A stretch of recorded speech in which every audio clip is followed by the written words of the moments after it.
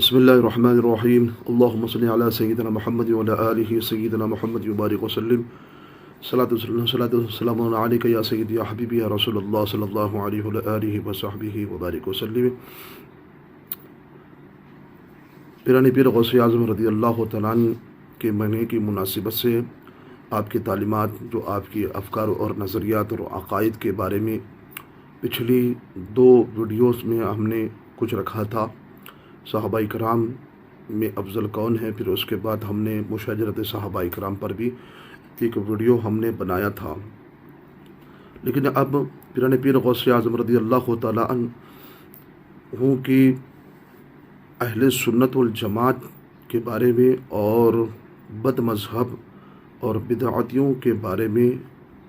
پیران پیر غوث اعظم رضی اللہ تعالیٰ عنہ وہ آپ کے نظریات کیا ہے اور آپ اس بارے میں کیا فرماتے ہیں،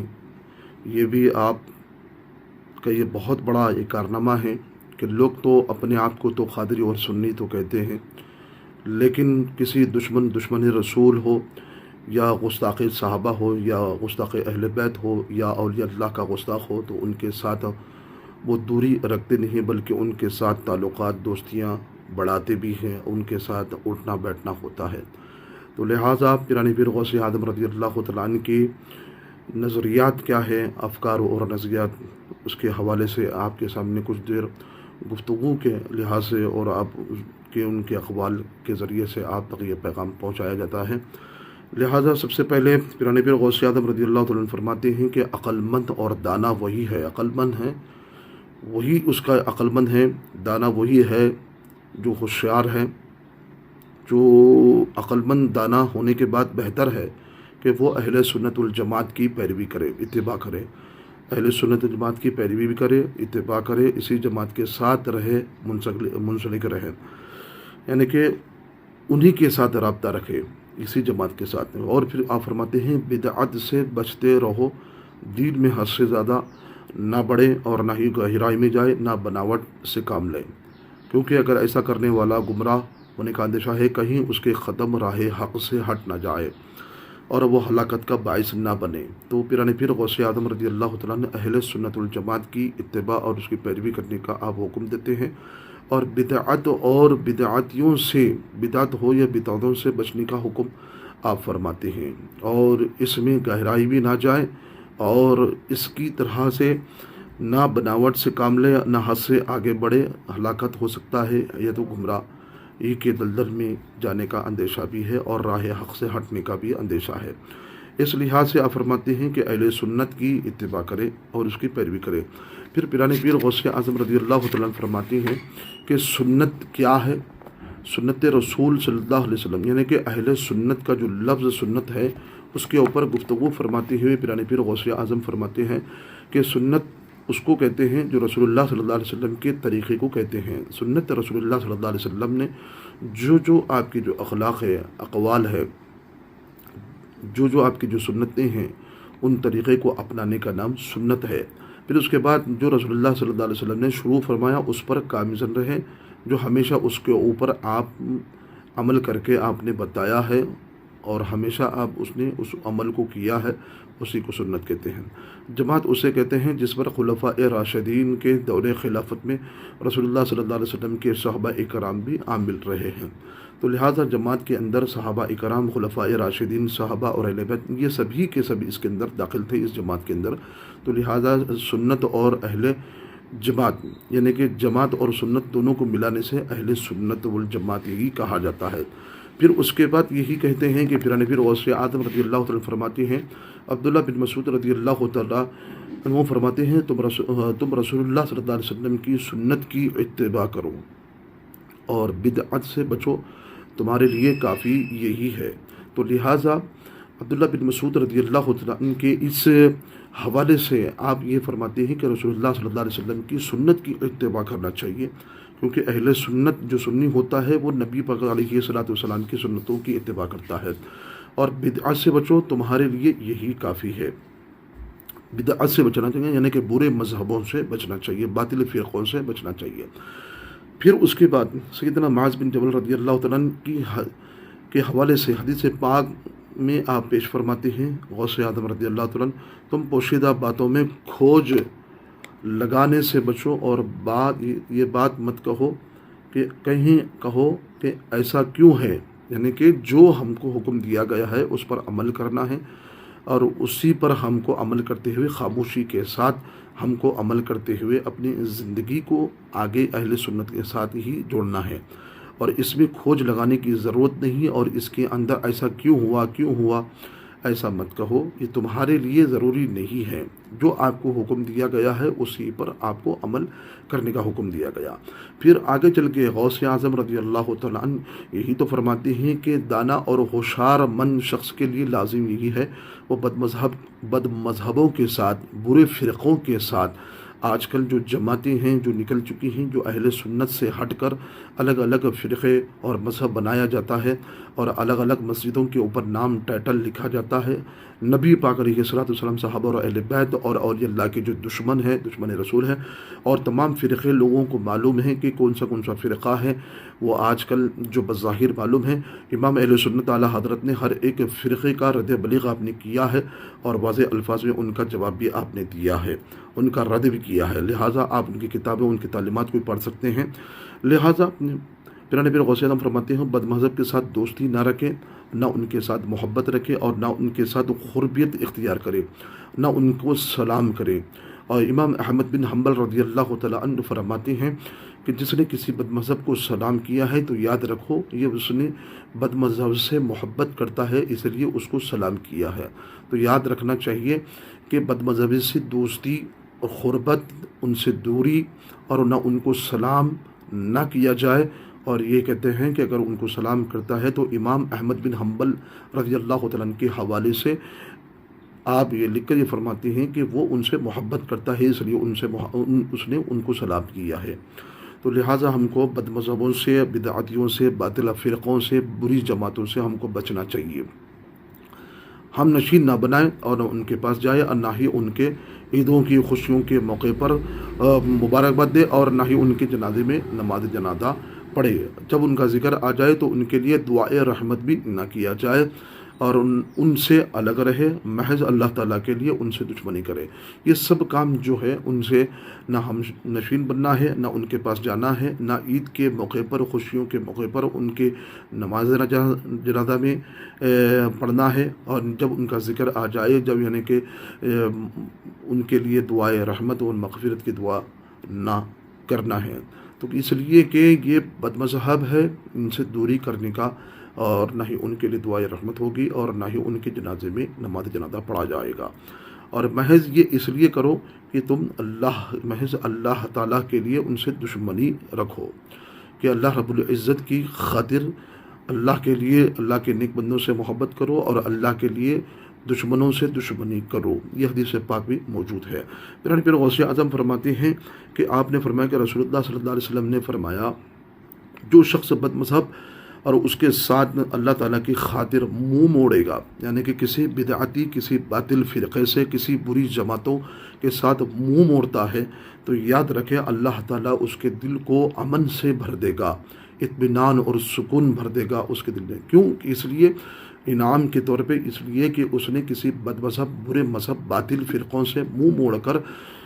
اس نے اپنا منہ موڑ لیا، اور اللہ تعالیٰ اس کے دل کو امن سے بھر دے گا، اور ایمان کے ساتھ بھی بھر دے گا اس کو۔ جو شخص بد مذہب کو روکے گا، یعنی کہ کسی کاموں میں، مسجد میں، نیک کاموں میں روکے گا، تو اللہ تعالیٰ اس کو قیامت کے دن ہونا کی، یعنی کہ وحشت، اور ویسے قیامت کے دن میں جو خوفناک منظر ہوگا، تو ایسے خوفناک منظر میں بھی اللہ رب العزت اس کو محفوظ رکھے گا۔ جو شخص بد مذہب کو سلام کرے گا، وہ اس کے ساتھ خوشی ملے، تو اس نے رسول اللہ صلی اللہ علیہ وسلم کے دین مبارک کی توہین کی ہے۔ تو لہٰذا جو کسی بد مذہب کے ساتھ جو سلام کرتا ہے، اور سلام کے ساتھ خوشی اس نے اسی کے ساتھ ملا ہے، تو اس نے رسول اللہ صلی اللہ علیہ وسلم کے مبارک دین کو اس نے توہین کی ہے۔ تو لہٰذا ہم کو بچنا چاہیے کسی بد مذہب سے، نہ ہی سلام ہو نہ کلام ہو۔ یہ تعلیمات پیرانے پیر غوث اعظم اپنی کتاب غنیت الطالبین کے حوالے سے بھی اس کے اندر باضابطہ آپ نے لکھا ہے۔ تو لہٰذا پھر اس کے بعد ایک حدیث پاک کو بھی آپ کوٹ فرماتے ہیں کہ عبداللہ بن عباس رضی اللہ تعالیٰ عنہ فرماتے ہیں رسول اللہ صلی اللہ علیہ وسلم نے فرمایا کہ اللہ تعالیٰ نے بد مذہب کے عمل کو قبول کرنے سے انکار کیا ہے جب تک وہ اپنی بدعقیدی کو نہ چھوڑ دے. یعنی کہ لوگ سمجھتے ہیں کہ ہم اچھے ہیں، ہماری جماعت بھی اچھی ہے، ہمارا جو مذہب ہے وہ بھی اچھا ہے، اور سمجھ کے یہ اس کے اوپر عمل کرتے ہیں، نماز روزہ زکوٰۃ ہر وہ چیز کرتے ہیں. لیکن یاد رکھیے کہ یہ اہل سنت الجماعت سے ہٹ کر کوئی اپنے فرقے کو اگر بناتا ہے اور اس میں کوئی نیک عمل کرتا ہے تو اس کی نیکیاں قبول نہیں ہے، اور جب تک اس کی نیکیاں قبول نہیں ہیں جب تک کہ وہ بدعقیدی کو نہ چھوڑ دے. یعنی کہ بدعقیدی سے توبہ کر لے، توبہ کر کے اہل سنت الجماعت میں آ جائے تو اس کی نیکیاں قبول ہو سکتی ہے، ورنہ اس کی نیکیاں قبول نہیں ہوگی. پیرانے پیر غوث اعظم رضی اللہ تعالیٰ عنہ یہ حدیث کو بھی آپ نے فرمایا سنن ابن ماجہ کے حوالے سے ہیں. پھر اس کے بعد حضرت سیدنا فضیل بن عیاض رحمۃ اللہ تعالیٰ علیہ فرماتے ہیں جو شخص بد مذہب کے ساتھ دوستی رکھتا ہے اور اس کے نیک اعمال ضائع کر دیے جاتے ہیں اور اللہ تعالیٰ اس کے دل سے نور ایمان کو نکال دیتا ہے. حضرت فضیل بن عیاض رحمۃ اللہ تعالیٰ علیہ کا یہ قول نقل کر کے پیرانے پیر غوث اعظم بھی فرماتے ہیں کہ بد مذہبی کے ساتھ رہنے سے آپ کے اعمال یعنی کہ ضائع اور برباد ہو جائیں گے، اور آپ کے دل کے اندر جو روشنی ہے وہ روشنی بھی ایمان کی وہ نکال دیا جاتا ہے، کہ صرف اس لیے کہ کسی بد مذہب کے ساتھ دوستی رکھنے کی وجہ سے، ان کے ساتھ رہنے سے. پھر پیرانے پیر غوث اعظم رضی اللہ تعالیٰ عنہ فضل بن عیاض رحمۃ اللہ تعالیٰ علیہ کے حوالے سے فرماتے ہیں کہ فضیل بن عیاض رحمۃ اللہ تعالیٰ فرماتے ہیں کہ یہودی اور عیسائی کے ساتھ بیٹھ کر کھانا اور یہ میرے لیے پسند ہے، اور اس سے میں کسی بد مذہب کے ساتھ بیٹھ کر کھانا کھاؤں، کیونکہ جب میں کسی یہودی عیسائی کے ساتھ بیٹھ کر کھانا کھاؤں گا تو کوئی میری پیروی نہیں کرے گا، جب میں کسی بد مذہب کے ساتھ بیٹھ کر کھانا کھاؤں گا تو وہ میری پیروی کریں گے. اللہ اکبر. کتنے اسلاف کے کیسے کیسے روشن افکار اور نظریات ہیں کہ فرماتے ہیں کہ یہودی اور عیسائی کے ساتھ کھانا کھانے سے لوگ میری پیروی نہیں کریں گے، لیکن کسی بدعقیدہ مذہب کے ساتھ اگر میں کھانا کھا لوں گا تو لوگ اسے بد مذہب کو مسلمان سمجھ کر اس طرح سے فضل بن عیاض نے ان کے ساتھ کھانا کھایا ہے تو لوگ میری پیروی کرنے لگ جائیں گے. اس لیے کہ آپ نے فرمایا کہ بد مذہب کے ساتھ کھانا مجھے پسند نہیں ہے اور ان کے ساتھ بیٹھنا پسند نہیں ہے، کیونکہ لوگ ہو سکتا ہے کہ میری اس حرکت کو دیکھ کر لوگ ہو سکتا ہے کہ میری پیروی کریں گے، تو لہٰذا آپ یہ پسند نہیں کرتے ہیں کہ کسی بد مذہب کے ساتھ کھانا کھائیں. تو لہٰذا پھر آپ یہ فرماتے ہیں کہ پیرانے پیر غوث اعظم رضی اللہ تعالیٰ عنہ پہ آگے چل کے حضرت سیدنا فضیل بن عیاض رضی اللہ تعالیٰ عنہ کے حوالے سے فرماتے ہیں جب تو یہ دیکھے کہ کوئی بد مذہب کسی راستے پر آ رہا ہے تو تجھ پر لازم ہے کہ وہ راستہ چھوڑ کر دوسرا راستہ اختیار کر لے. اللہ اکبر. کتنی جدت کے ساتھ، کتنی شدت کے ساتھ ہمارے اسلاف نے اور پیرانے پیر غوث اعظم رضی اللہ تعالیٰ عنہ کی کتنی روشن تعلیمات ہیں. آپ نے اپنی کتابوں میں لکھا ہے کہ اسلاف کے ذریعے سے یہ پیغام دیتے ہیں کہ بد مذہب اگر راستے سے آ رہا ہے